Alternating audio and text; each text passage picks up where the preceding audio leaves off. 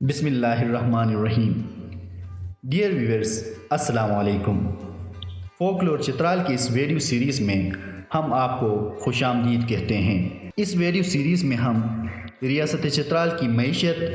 Finance, تجارت اور عدل و انصاف کے نظام کا جائزہ لیں گے اور ہمارے ذہن میں آنے والے سوالات، یعنی ریاست چترال کی معیشت کس طرح چلتی تھی،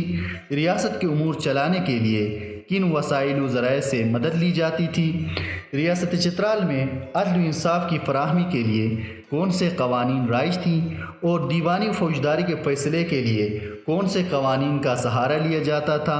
ریاست چترال میں ٹیکس کس طرح جمع کیا جاتا تھا اور کیا یہ ٹیکس ریاست کے امور چلانے کے لیے کافی ہوتی تھی، ریاست چترال میں خواتین کے ساتھ کس طرح کا برتاؤ رکھا جاتا تھا، کیا خواتین کو معاشرے میں برابر کے حقوق میسر تھے، کیا ریاست چترال میں قانون کی حکمرانی تھی یا پھر سلیکٹڈ انصاف و اکاؤنٹیبلٹی کا نظام رائج تھا، ریاست میں تعلیمی ڈھانچہ کس طرح تھا، کیا ریاست چترال میں تعلیم کے دروازے ریاست کے ہر باسی کے لیے کھلے تھے، کیا ریاست میں مذہبی رواداری تھی اور اقلیتوں کو مذہبی، معاشی اور معاشرتی آزادی میسر تھی۔ ان سوالات کے جوابات اس ویڈیو سیریز میں ڈھونڈنے کی کوشش کریں گے۔ ریاست چترال کی معیشت کا زیادہ تر دار و مدار زراعت پر تھا۔ یہ کہنا غلط نہیں ہوگا کہ قلیل مقدار میں قابل کاشت زمین ہونے کے باوجود بھی زراعت ریاست چترال کی معیشت کے لیے ریڑھ کی ہڈی کا کردار ادا کرتی تھی اور مختلف قسم کے ٹیکسز، زرعی زمینات وغیرہ سے اکٹھی کی جاتی تھی۔ زراعت کا ذکر ہوتے ہی جو پہلا سوال ہمارے ذہن میں آتا ہے وہ یہ کہ چترال میں قابل کاشت زمین تو صرف 3% تھے، تو یہ باسیان چترال کی ضرورتوں کو پورا کرنے کے ساتھ ساتھ معیشت کے لیے کس طرح کافی ہوتا تھا؟ تو اس کا جواب کچھ یوں ملتا ہے کہ چترال میں زراعت کے ساتھ ساتھ گلابانی بھی معیشت کا ایک اہم جزو تصور ہوتا تھا، اور چونکہ آبادی اس وقت اتنی زیادہ نہیں تھی، اس لیے زراعت و گلابانی خشک میوہ معیشت کو سہارا دینے کے ساتھ ساتھ باسیان چترال کی ضرورتوں کو پوری کرنے کے لیے کافی ہوا کرتی تھی۔ ریاست چترال کی آبادی کے بارے میں آنے والے ویڈیوز میں بات کریں گے، تاہم یہاں ہم اپنے ناظرین کو یہ بتاتے چلیں کہ 1951 میں چترال کی آبادی 1,07,906 نفوس پر مشتمل تھی۔ اگر آبادی کم ہو تو محدود وسائل بھی کسی ریاست کی ضرورتوں کو پورا کرنے کے لیے کافی ہوتے ہیں۔ اس کے ساتھ ساتھ ریاست چترال دریا چترال کے ذریعے افغانستان کو ٹمبر سپلائی کرتی تھی اور معدنیات خصوصاً سرمے کی تجارت سے بھی اپنی معیشت کو کس طرح چلانے کی صلاحیت رکھتی تھی۔ زراعت ریاست چترال کی معیشت کے لیے ریڑھ کی ہڈی تصور کی جاتی تھی، لہٰذا ہم زراعت و زمینات کے لیے استعمال ہونے والے اہم اصطلاحات کے بارے میں ڈسکس کریں گے تاکہ آنے والے ویڈیوز میں یہ اصطلاحات اگر استعمال ہو جائے تو ہمیں انہیں سمجھنے میں آسانی ہو۔ یہاں یہ بات قابل ذکر ہے کہ برٹش راج 1895 میں چترال تک پھیل گئی، تاہم انگریزوں کے چترال میں قدم جمانے سے پہلے ہی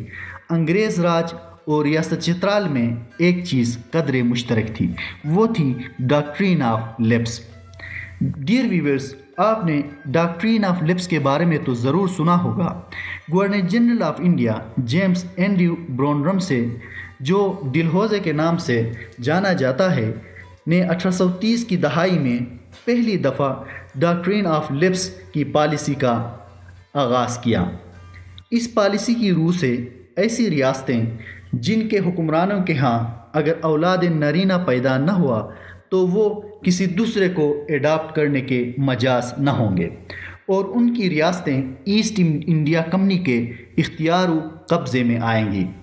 اس پالیسی کا ایک مقصد تو ایسٹ انڈیا کمپنی کے دائرۂ اختیار کو بڑھانا تھا، تو دوسری طرح ریاستوں کو کسی جنگ و جدل کے ایسٹ انڈیا کمپنی کے قبضہ و کنٹرول میں لانا مقصود تھا۔ اس پالیسی کے تحت ریاستیں ستارا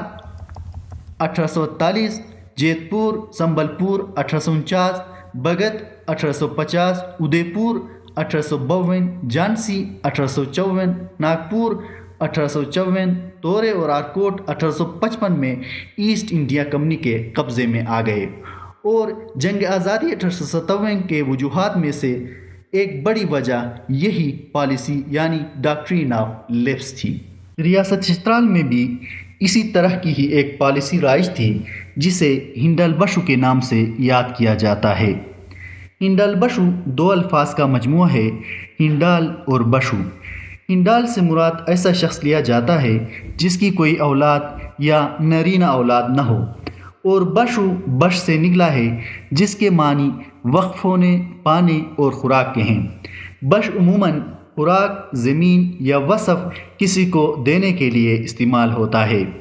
بش لفظ آج بھی کثرت سے کھوار زبان میں استعمال ہوتا ہے۔ کھوار ثقافت میں عید یا کسی خاص تہوار کے موقع پر بیٹی کے لیے میکے سے تحائف جو خوراک و پوشاک وغیرہ پر مشتمل ہوتا ہے بھجوایا جاتا ہے، جسے بش کہتے ہیں، اور پرندوں کے اپنے بچوں کو خوراک دینے کو بھی بش دینا کہا جاتا ہے۔ اس طرح ہنڈال بشو کسی ہنڈال کے زمین کو کسی اور کو وقف کرنے کا عمل ہے، اور جو زمین اس عمل سے کسی دوسرے کے قبضہ و ملکیت میں دیا جاتا ہے ایسے زمین کو ہنڈال بشو کہتے ہیں۔ چونکہ ریاست کے دور میں عورتیں زمین میں میراث نہیں پاتے تھے، اور اسی طرح اگر کسی ریاستی باشندہ اگر اولاد نرینہ سے محروم رہتا تو اس کی وفات کے بعد اس کی زمین بحق ریاست ضبط کر لی جاتی تھی۔ مہتر یہ زمین اپنے فیملی میں کسی کو یا پھر اسی مرحوم کے فیملی کے کسی فرد کے ذمہ دیتا تھا۔ اگر زمین اسی فیملی کے کسی فرد کو دیا جاتا تو مرحوم کے گھر کی عورتوں کے خوراک و پوشاک کی ذمہ داری نئے قابض پر عائد ہوتی، یعنی والد کے ترکے کو بیٹی یا بیوہ کو دینے کے بجائے بحق ریاست زبر کر کے مہتر اپنے قریبی لوگوں یا پھر مرحوم کے قبیلے سے کسی کو دیتے تھے۔ ہنڈال بشو کی سب سے بڑی وجہ یہی بتائی جاتی ہے کہ ریاست چترال کے زمانے میں جن لوگوں کے قبضے میں زمین ہوتی تھی انہیں بوقت ضرورت ریاست کی خدمت کرنی پڑتی تھی، یعنی دفاع وغیرہ کے شعبے میں۔ لیکن چونکہ عورتیں صنف نازک ہونے کی وجہ سے اس طرح کی فرائض انجام دینے کے قابل نہیں سمجھی جاتی تھی، لہٰذا وہ زمین بھی انہیریٹ کرنے کے حقدار نہ تھی۔ زمین جس کسی کو بھی عنایت کر دی جاتی وہ بدلے میں ریاست کی خدمت کے لیے ہم وقت تیار رہتا۔ لیکن جب معاشرہ اسلامی تعلیمات سے مکمل طور پر روشناس ہوا تب عورتوں کو چترال میں وراثت میں بمطابق شرع حصہ ملنے لگا۔